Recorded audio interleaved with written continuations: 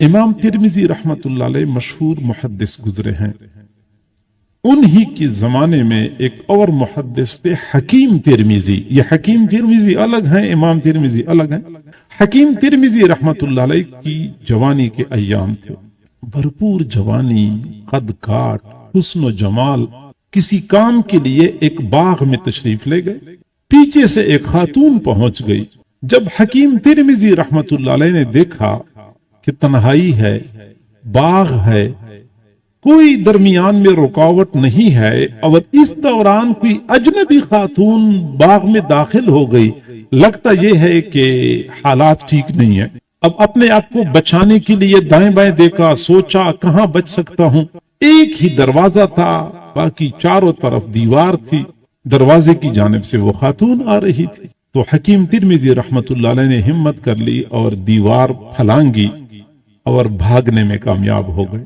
اللہ تعالیٰ نے گناہ سے بچایا. زندگی گزرتی جا رہی تھی. جب بڑھاپا آیا تو ایک دن تنہائی میں بیٹھے ہوئے تھے اور سوچ رہے تھے جوانی کے ایام کے بارے میں. پھر وہ پرانا واقعہ یاد آیا تو پھر دل ہی دل میں کہنے لگے کہ اگر اس وقت میں اس خاتون کی چاہت کو پورا کر دیتا تو بعد میں توبہ کرتا، کوئی مشکل نہیں تھی. گویا کہ ذہن میں یہ خیال آیا کہ اس وقت یہ کام کرنا چاہیے تھا. جو ہی یہ بات ذہن میں آئی تو دوسری جانب اس کو احساس ہو گیا کہ یہ کیا سوچ رہا ہوں میں. جس وقت میری بھرپور جوانی تھی اور گناہ کرنے پر قادر بھی تھا، کوئی رکاوٹ نہیں تھی، اس وقت تو میں بچ نکلنے میں کامیاب ہو گیا. اب بڑھاپا آیا، ہڈیوں کا ڈھانچہ بن گیا ہوں، کچھ کر بھی نہیں سکتا. اب میرے ذہن میں یہ خیال آتا ہے کہ میں وہ گناہ کر لیتا، میں کتنا برا بن چکا ہوں. یہ سوچا اور پھر آنکھوں سے آنسو جاری ہو گئے، پھوٹ پھوٹ کر ہونے لگے.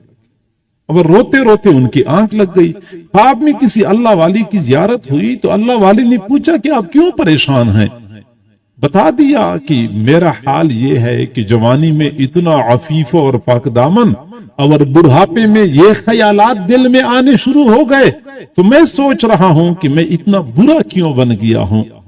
تو وہ اللہ والے نے جواب دیا کہ آپ یہ کیوں نہیں سوچتے کہ آپ کی جوانی کا زمانہ بڑھاپے کے زمانے کی بنسبت زمانہ نبوت کے زیادہ قریب تھا. جوانی کا زمانہ زیادہ قریب تھا رسول اللہ کے زمانے کے ساتھ بنسبت بڑھاپے کے زمانے کے. مقصد یہ ہے کہ اس زمانے میں خیر تھی، بھلائی تھی. اب جو زمانہ دور ہوتا جا رہا ہے، شر اور برائی بڑھتی جا رہی ہے، اور آج ہم 15ویں صدی میں جی رہے ہیں. یقیناً اس زمانے میں دین پہ عمل کرنا دشوار، لیکن میں نے بتا دیا کہ دشواری جتنی زیادہ ہوتی ہے اللہ کی جانب سے رعایت اتنی ہی زیادہ ہوتی ہے. چنانچہ مشکات شریف میں حدیث ہے، حضور صلی اللہ علیہ وسلم نے صحابہ کرام کو فرمایا، میرے صحابہ تم ایک ایسے زمانے میں ہو کہ اگر تم میں سے کوئی بندہ دین کے 10 حصوں میں سے 9 حصوں پہ عمل کر لے اور ایک حصہ چھوڑ دے، وہ بندہ ہلاک ہو جائے گا.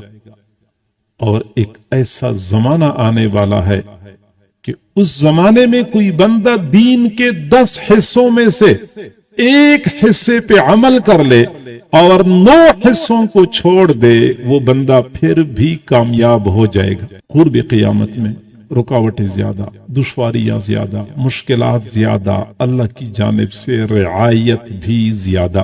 دنیا کا دستور ہے کہ جب مارکیٹ میں کوئی چیز شارٹ ہو جائے تو اس کا ریٹ بڑھ جاتا ہے. چینی شارٹ ہو گئی، ریٹ زیادہ ہو گیا. گھی شارٹ ہو گیا تو ریٹ زیادہ ہو گیا. پیٹرول شارٹ ہو گیا تو ریٹ زیادہ ہو گیا. ایسی ہی جب نیک اعمال شارٹ ہو گئے ہیں، اللہ تعالیٰ نے ریٹ بڑھا دیا ہے.